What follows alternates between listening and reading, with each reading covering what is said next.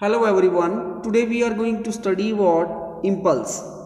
So first of all, what is impulsive force? A large force that acts on a body for a very short time is called impulsive force. Means जब किसी body के ऊपर हम large force apply करते हैं किसी small time के लिए, मतलब स्मॉल टाइम इंटरवल में अगर हम किसी बॉडी के ऊपर लार्ज फोर्स अप्लाई करें तो वो किस तरह की फोर्स कहलाती है? That is known as the impulsive force.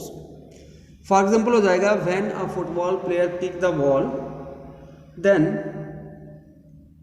The ball shoot away. Means जब आपके पास कोई फुटबॉल प्लेयर जो है फुटबॉल को किक लगाता है तो क्या होता है? एट दैट सिचुएशन वो उसके ऊपर लार्ज फोर्स लगाता है स्मॉल टाइम के लिए. सो वो किस तरह का एग्जांपल हो गया? इंपल्सिव फोर्स का हो गया. सो नेक्स्ट है what is impulse. It is defined as the product of impulsive force and the time interval for which the force act on the body. जो इंपल्स होता है वो प्रोडक्ट होती है किसकी?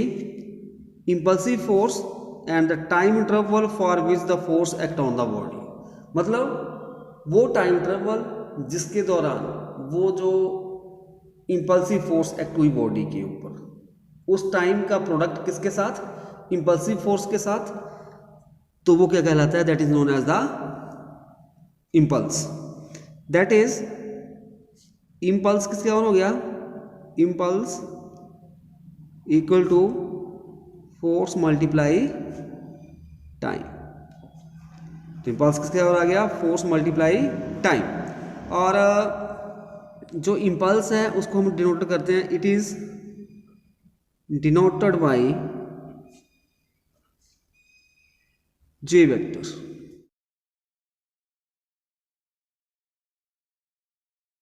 Expression for impulse. अब हम इंपल्स के लिए एक्सप्रेशन निकालेंगे. So for this let us consider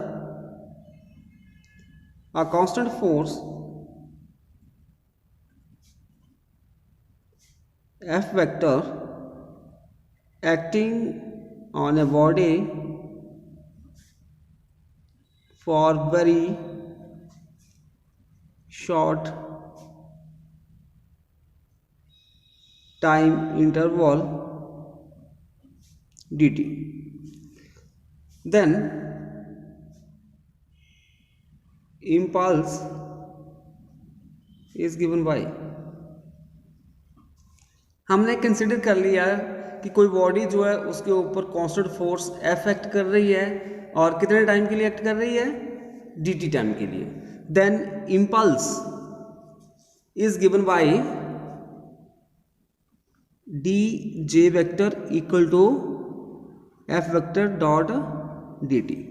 क्योंकि हमारे पास जो इंपल्स होता है it is a product of force and time हो जाएगा. So D J vector is equal to F vector dot D T. If the force act on the body for a time interval t1 to t2 then impulse is given by. अगर body के ऊपर जो force जो है वो time interval t1 to t2 के during act करती है देन इंपल्स जो हमारे पास किसके ओवर हो जाएगी? तो जो हमारे पास इक्वेशन आई D J vector equal to F dot D T, इसको हम इंटीग्रेट कर देंगे between the limit t1 to t2. Clear? So यहाँ पे जो इंटीग्रेशन होगी डी जे की वो हमारे पास आ जाएगा J vector. This is equal to, अभी एफ को हम बाहर निकाल लेंगे इंटीग्रेशन से तो हमारे पास बन जाएगा t1 टू t2 लिमिट आ जाएगी dt और this is equal to F. अभी इंटीग्रेशन हम जानते हैं इंटीग्रेशन ऑफ dx ये किसके बराबर होती है? x के बराबर होती है. तो यहाँ पे dt है तो ये हमारे पास बन जाएगा t और लिमिट t1 टू t2 और this is equal to F vector. अभी हम यहाँ पे t की जगह अपर लिमिट भर देंगे तो क्या जाएगा t2 माइनस लोअर लिमिट होता है, लोअर लिमिट हमारे पास t1 है तो ये बन जाएगा t2 माइनस t1 और जो हमारे पास आएगा अभी f ये t2 माइनस t1 तो हमारे पास ये होगा there is a change in the time interval तो इसको हम लिखते हैं हम डेल t के साथ where t2 minus t1 is equal to del t।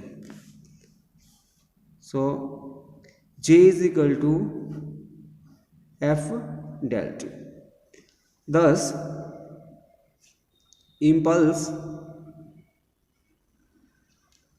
equal to force multiply small time interval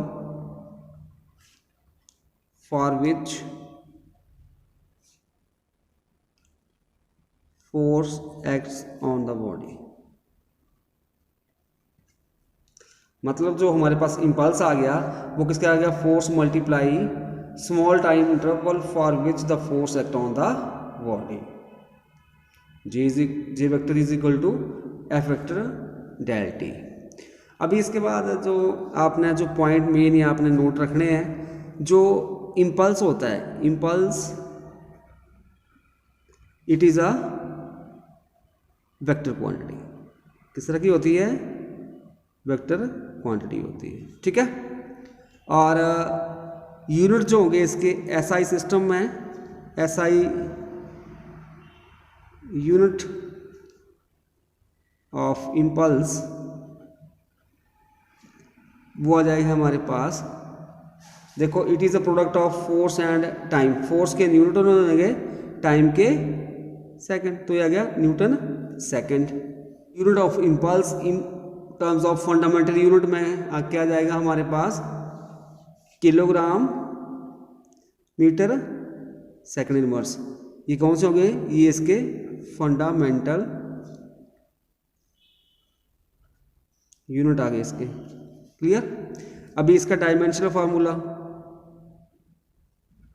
this is equal to force के लिए होता है M L T minus two multiply time है तो टी आ जाएगा, this is equal to M L, अभी इसकी पावर 1 है minus two, base are same, power are added तो प्लस 1, ये आ जाएगा M L minus two plus 1 T minus 1, तो बन गया M L T minus 1। The dimension formula of impulse is same as that of a linear momentum। जो linear momentum के लिए डायमेंशनल फार्मूला भी हमारे पास एम एल टी माइनस 1 होता है और इम्पल्स के लिए भी एम एल टी माइनस 1 होता है।